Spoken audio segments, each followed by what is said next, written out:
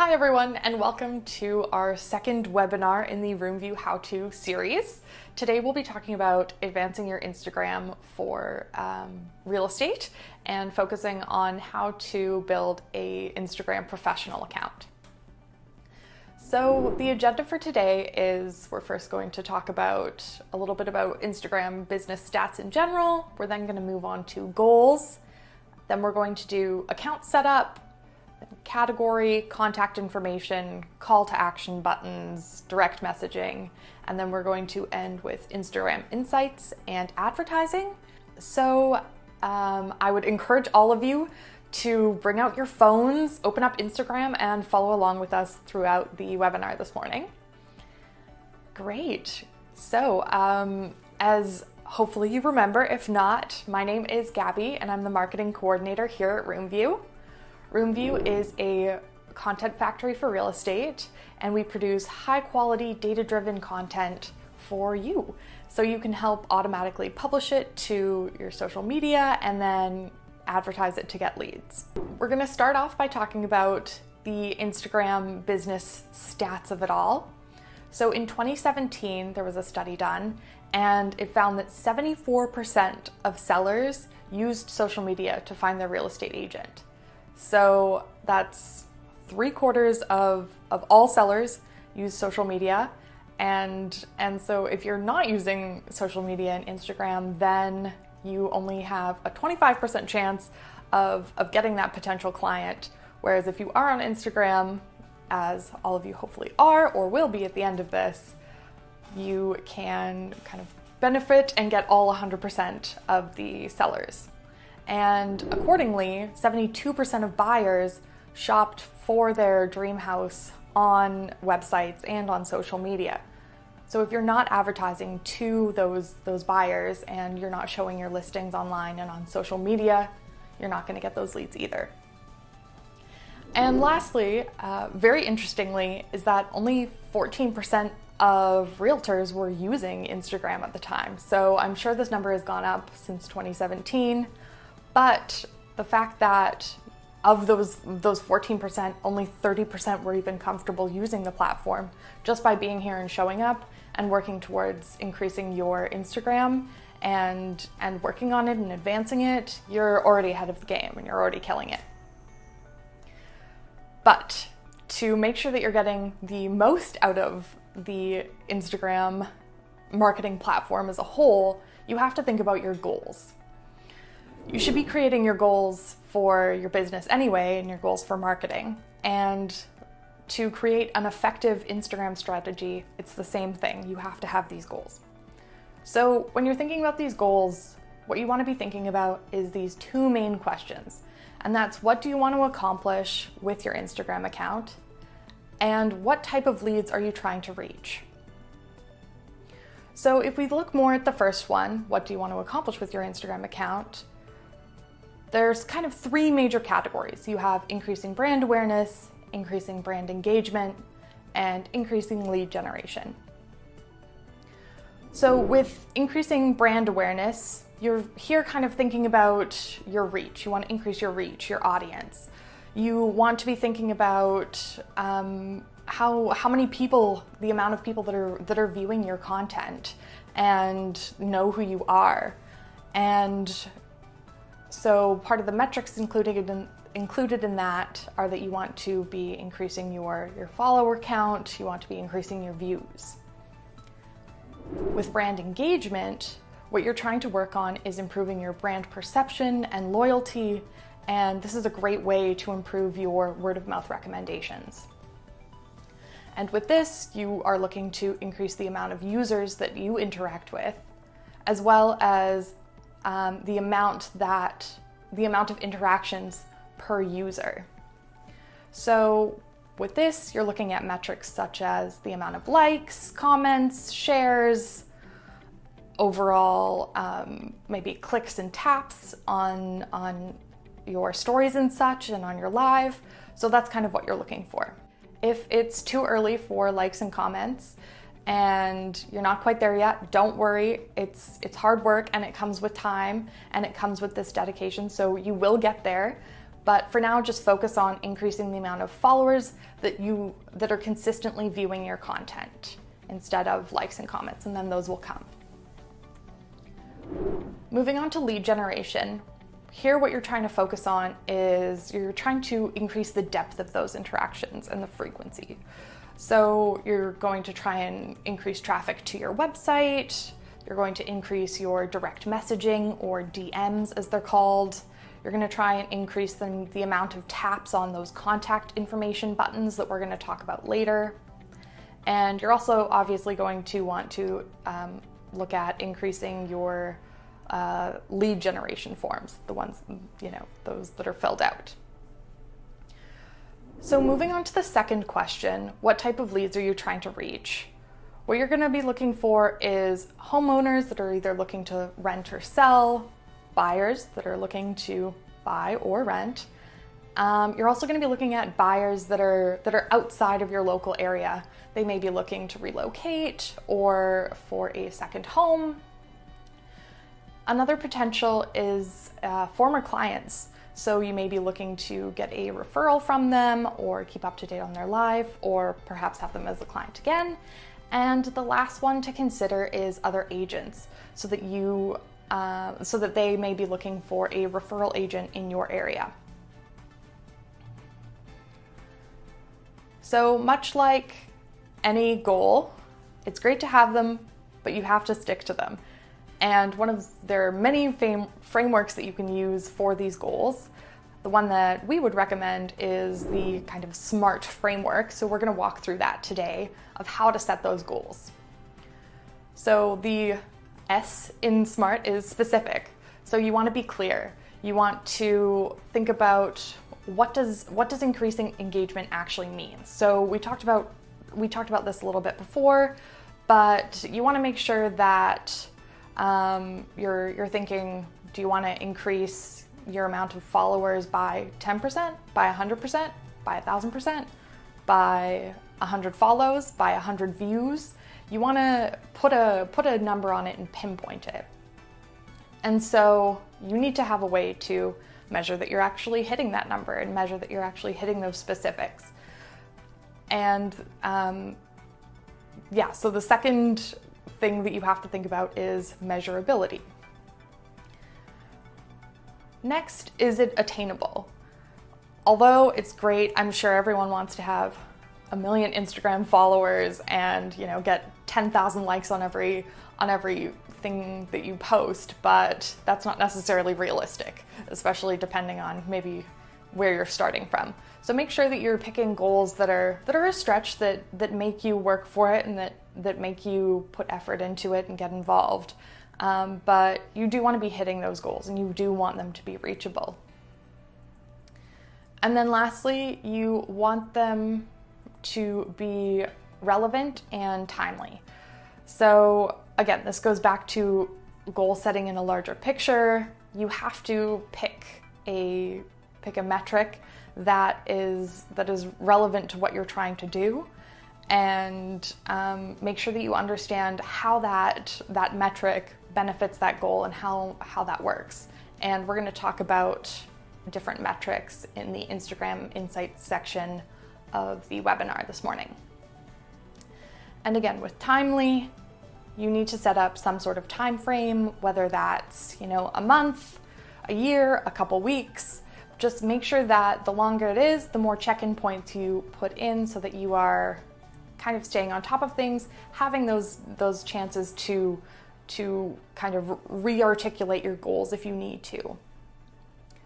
And so that is the kind of framework of goal setting and the first slide that we're going to talk about in the webinar. So keeping in mind these goals and frameworks will help you solve your business needs and figure out what they are in the first place. And the first step to solving these needs is by setting up your Instagram business account, and we're going to walk through that. So the first thing that you need to do is obviously click on your profile, and then from there you're going to tap on the 3 lines in the top right of the screen. Go down, tap settings, the little gear at the bottom, tap Switch Account, tap Switch to Business Profile or Professional Profile, then Continue. Here you can optionally decide to link your Facebook page, but it does have to be a Facebook page. It cannot be a profile. Add your contact information. So your business account must include a physical address, an email, and a phone number. You can also add a category now or later, and we'll talk about that next. Tap Done. And then when you navigate back to your profile, you should now see that there is a little category that appears under your name, and there's 2 extra buttons for promotions and insights beside Edit Profile. It should be noted though that your Instagram Insights won't be available until about 48 hours after you have converted your account. So as mentioned, if you didn't set up your category during your initial business account, or you would like to change it, you can do that by tapping Edit Profile, and then you'll find Category under Public Business Information. There you can choose a new category. You're going to press the check mark on the top and then save it. So category is a great way to remove some characters from your bio. Those 150 characters are precious, so any extra space is always great. So you can either keep a cleaner image by not including them, or you can kind of transfer those characters onto something else that you would like to highlight in your bio. It also helps you get recognized when somebody is searching for a real estate agent. And it's easier to identify you kind of at a glance with those categories. So moving on, the next thing to talk about is contact buttons. So a business profile can include contact buttons that allow people to, as you probably guessed it, contact you. So these can be, they can phone you, call, text, email you, or get directions to your physical address. And again, all of these happen without taking up any of those precious bio characters. To set this up, all you have to do is, from your Instagram profile, select Edit Profile again, select Contact Options, then add your preferred email address, phone number, and a physical address. You're going to check the Done icon.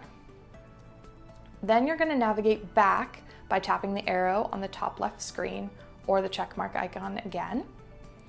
And then you're going to select Profile Display, tap the bar beside Display Contact Info and Category, and you're going to turn those both blue. Below, you'll be able to see both buttons in a preview profile, and they'll be labeled, and then you check Done. So this is what your profile now looks like to followers. You can see that there's that little contact button, and then the directions to your business come up in the profile section, or the bio section, sorry, of your profile. And so before we move on from this, I kind of want to talk about a couple different strategies that you can use here. So if you want more serious leads and you're looking for people that want a lot of information, all of that detail is great. Having all 3 of those resources is great. But if you think that, say with your directions to your physical address, with that being in the bio section kind of below your link, if you think that that's going to take away from your link, then you might think about removing your address so that the kind of highlight focal point of your bio that people are paying attention to is that one external link. And this kind of goes for email and phone. So if you have a preferred contact method, please only choose that one. But if you find that maybe people are losing interest between tapping contact and deciding whether to call you, different booking softwares that they currently are partnered with and that are integrated into this system. So it's a great idea to check if yours apply and You can do that by tapping on Edit Profile and then down to Contact Options, and then you can go to Add an Action button, and then the list of all the different softwares that are integrated with Instagram appear. And if you've chosen one of those and are already booking that or using that scheduling service, all you have to do is input your login information and then it will appear. However, if you are using a different scheduling software, then always be on the lookout because Instagram is adding to this list constantly. And so this might be an option for you in the future to add that. Or if you're thinking about maybe getting a scheduling software, this might be another thing that you want to consider when making a decision about which one to choose. Next, we're going to talk about direct messaging. So direct messaging is a communication style that is genuine, casual, sincere, but still very effective. And you can use it in kind of these 4 different ways for real estate. The first being to generate leads from engaging with those. And then we're going to talk about sharing links, keeping connections warm, and then personalized sharing. So talking about turning engagement into leads through that casual conversation. In the last webinar, we talked about engaging with your audience. So that was, putting up polls on your stories or responding to their comments.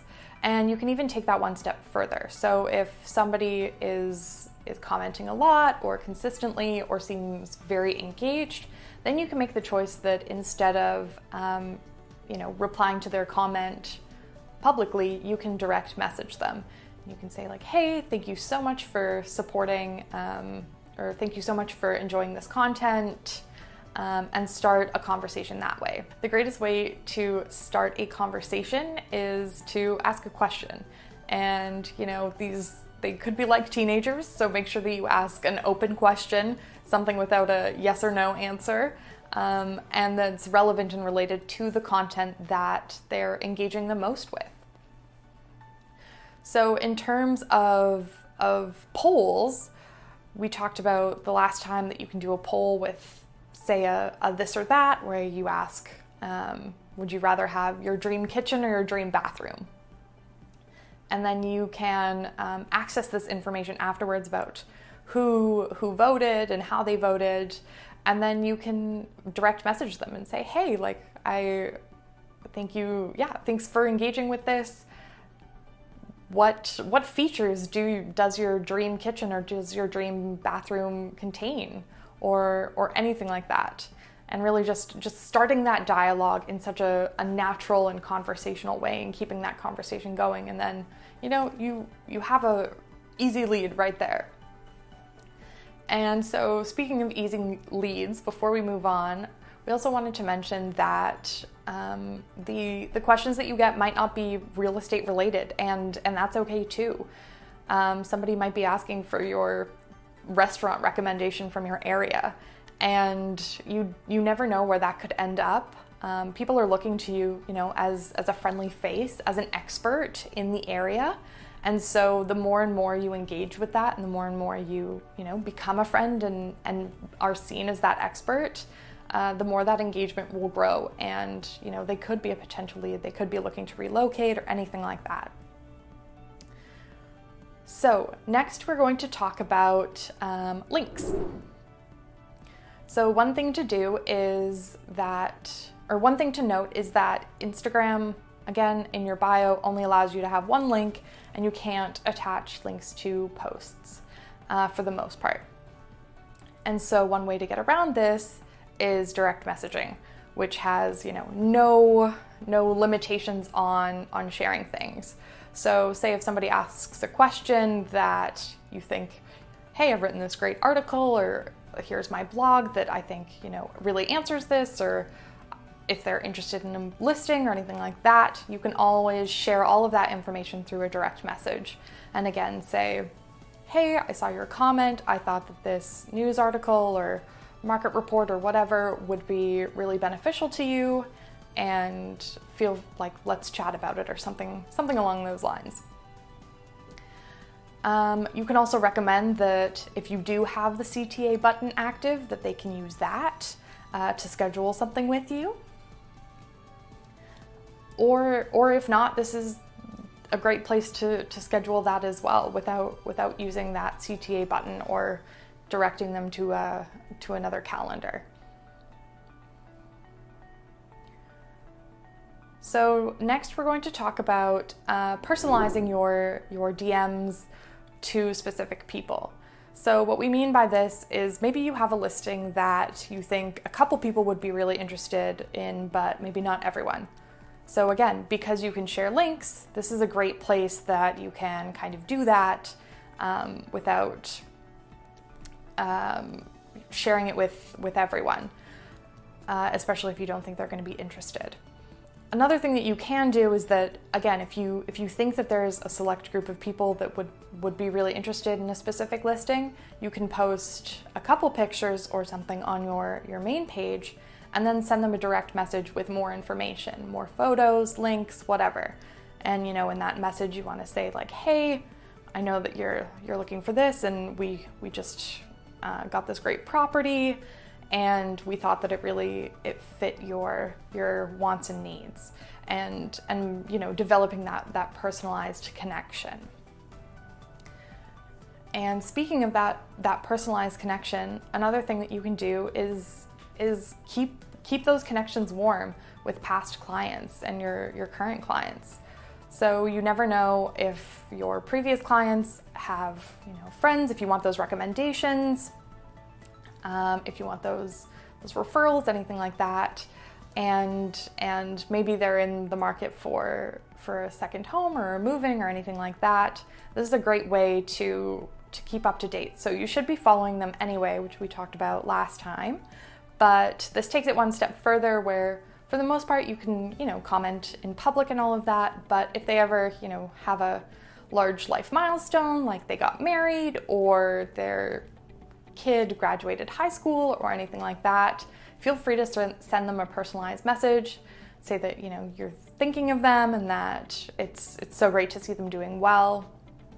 And this is especially true for posts about their home. So especially if they've done like a home renovation, or if they've redecorated or anything like that, make sure that you message them and send them some love. And you can even go so far as to ask if they wouldn't mind if you reposted that on your page and got some of that what's called user-generated content. And then that just allows you to create that community and engage with them and continue to keep those leads warm, even if they've already passed. And so how you can use this for the business account, and why the business account kind of gives you a little leg up, is that it separates your inbox into primary messages and general messages. So there's kind of like a filtering system built in for you. And as your account grows and as more people start to engage with you and you message more people, you might want to have some separation between your priority content, the leads that you're currently pursuing, the followers that you're currently engaging with, and kind of those older messages that you don't want to get rid of, but that might not be as important or prioritized. And so what you can do is you can sort those, and you can put them either in your primary, or you can swipe to the side of that message, and then you can decide whether or not you want to mute them, block them, or move them to general. And one of the default settings is that in general you don't get notifications for when somebody sends you a message, but you do for primary. So you can change that if you would like, but we recommend keeping those default settings for now, especially when somebody that you're not following messages you, that ends up in your message requests.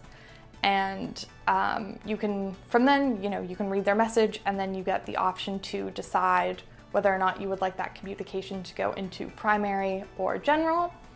And if you are following them, then that message will automatically start in your primary box, for you to then move over to general if you wish.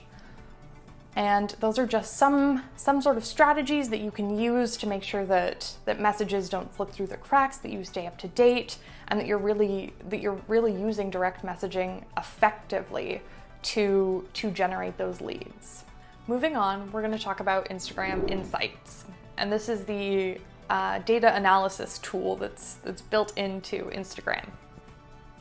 And it's a great way to track your progress, make sure that you're meeting those goals, and seeing if the goals that you've picked and that you're working towards actually align with what's happening on your Instagram.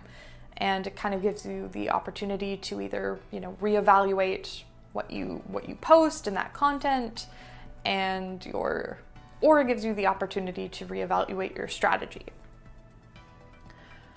So it allows you to track information over the past 7 days or the last 30 days.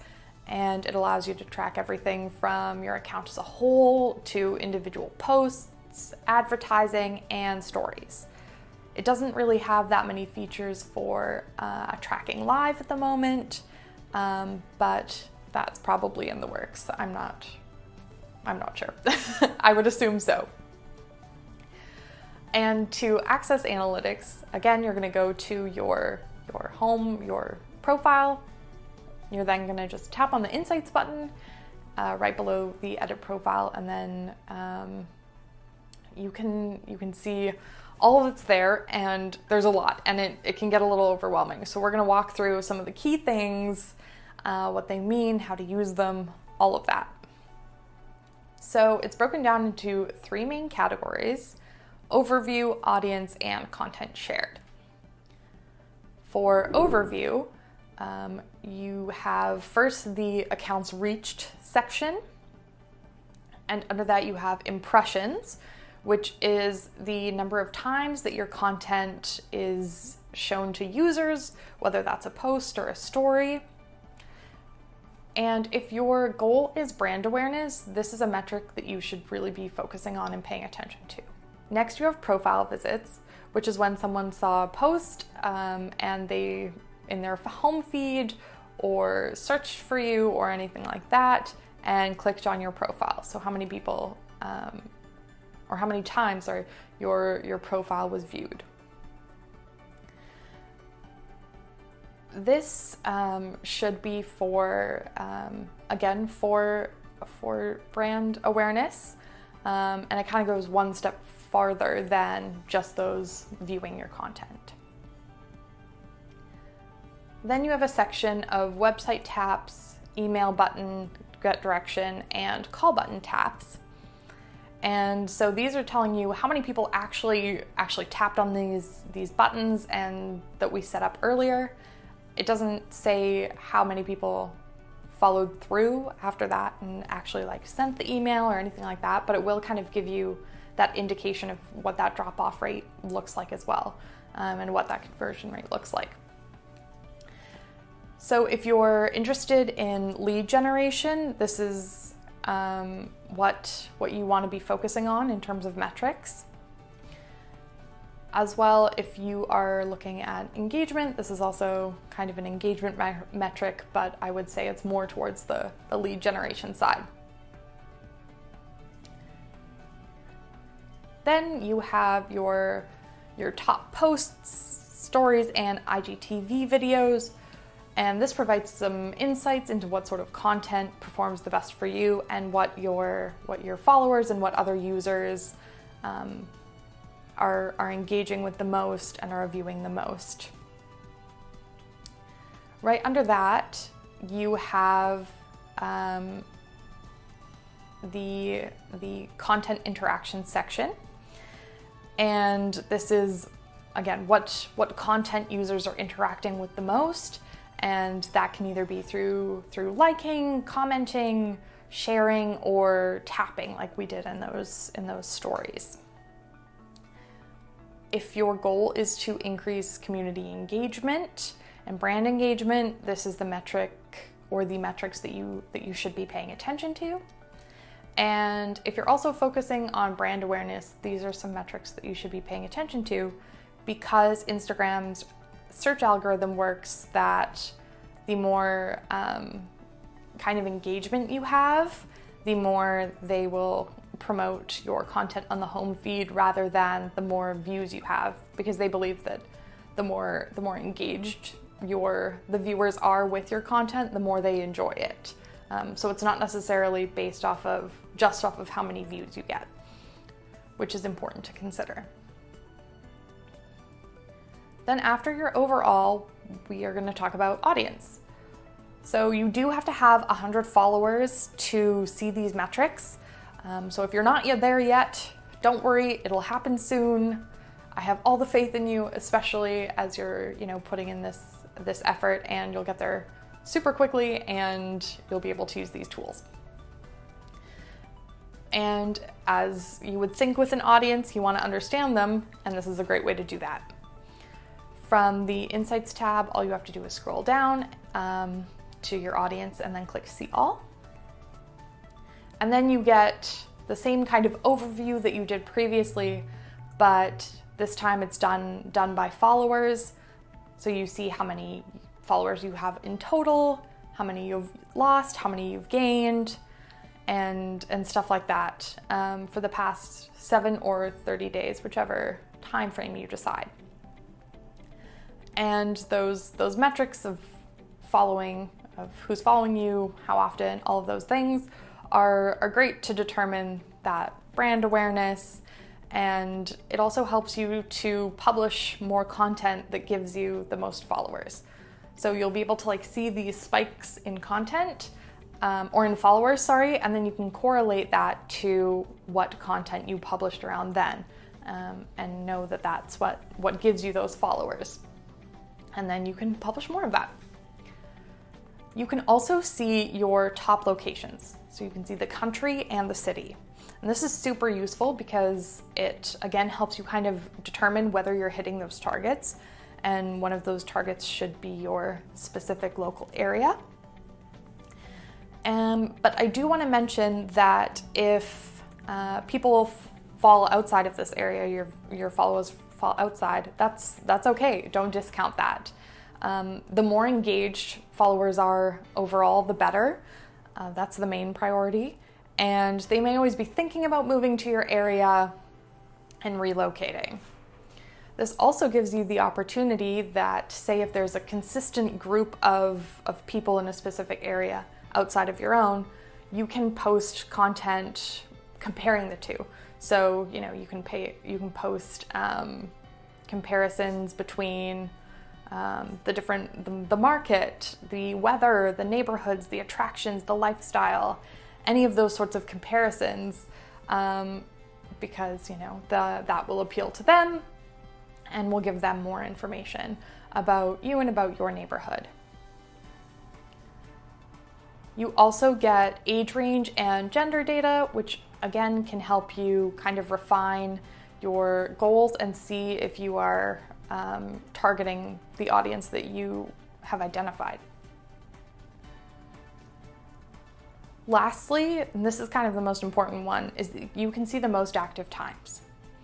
So last time we talked about kind of the general times and rules according to when you should post your content for the most exposure. But by using this and these insights, you can actually choose the time that works the best for your followers and for your viewers.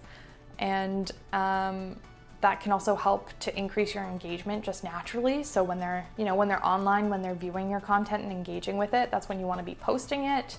And then you'll kind of get that cyclical thing where they continue to engage with it because they're online. And then, you post more and you get that cyclical engagement, which is what you're looking for. So this is more personalized and targeted than your kind of general posting times. The final kind of topic that we'll be talking about in terms of insights is the content you shared. It gives you kind of a macro lens of what's been going on your Instagram and what it's been looking like for the past 2 years. It also kind of provides a micro insight for each and every post. You can see, all of those metrics per post, which is great to determine which content is working the best for you. So if you're using per post, some of the key metrics that you want to be looking at are likes, comments, and sends. Sends are how many users sent your content to another user. And these are all great to learn about what posts encourage engagement in your community and with your users, and what you can kind of continue to do. The next thing it shows you is saves. And again, that's how many people saved your content. And this is really useful because it's really, that's the content that really resonates deeply with that person, and it provides some sort of lasting value that they want to return to. And so that's kind of one metric of engagement, and that also might be somebody that's worth pursuing in a DM, or kind of moving closer to the lead generation timeline, I guess. The next one is interactions, which consists of profile views and also website clicks and link. So that link, how many people click that, or the amount of times that it's clicked, and your profile visits, which is a strong indicator of that lead generation. People are wanting to know more about you, more about your service, what you do, all of that great stuff. And then lastly, you have discovery and impressions. So discovery is how many accounts that your posts reached and how many followed you after discovering that post. While impressions are how many people saw that post from hashtags, the home profile, anything kind of like that. And those are both great for brand awareness.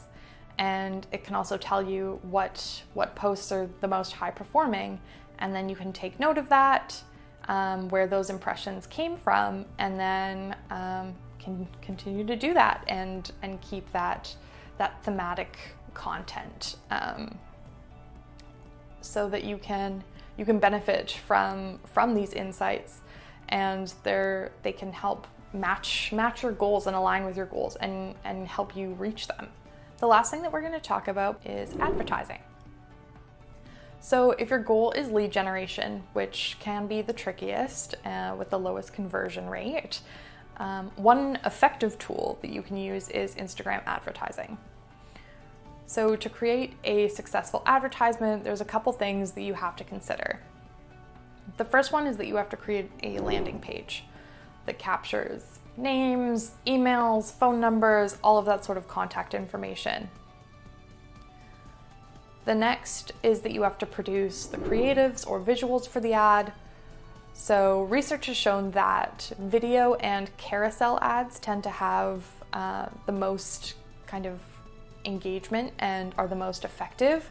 And so you want to keep that in mind when you're producing and choosing your visuals. Then you have to add your branding to your visuals. And it's kind of important that you do the whole Goldilocks check. You don't want something that's overly branded and overbearing, but you also don't want something that's too subtle that people might not pick up on. And then you have to know determine the correct metrics that you would like to use to identify your target audience. So this includes optimal reach, location, age, gender, and any other metrics that ensure that you target those that are interested in real estate.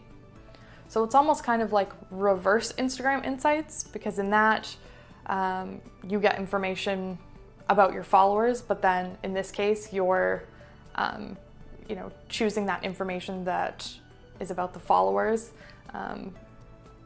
that will hopefully come back to you. So that can be a little bit tricky to navigate and make sure that you're hitting the correct target audience. So if you're interested in generating leads through advertising, but you don't really want to commit to advertisements that you're unsure will hit that mark, then you can give Roomvu Smart Ads a try. So with that, we provide the landing page, the creatives, the branding, and the metrics for the targeted audience in real estate in your area.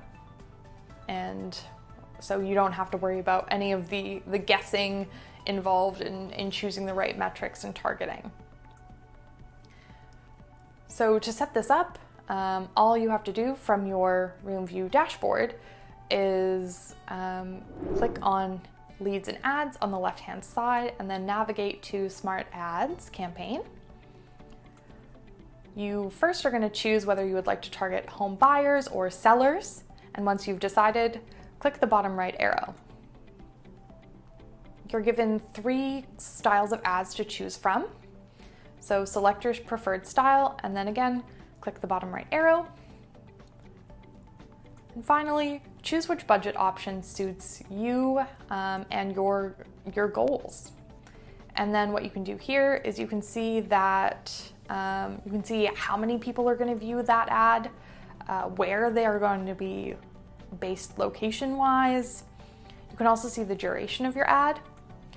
And if you would like, you can customize any of these metrics by clicking on the Setup Manually to change things around. Then all you have to do is click Publish, confirm payment, and you're done. And you don't have to do any of the other guesswork involved. So if advertising is something that you're interested in, especially as an effective lead generation tool, check out Roomvu Smart Ads. Please subscribe and hit the notifications for our YouTube channel. And we hope that you enjoyed the informational part of our second webinar. We're always open to feedback, and so all of that is also appreciated in the chat.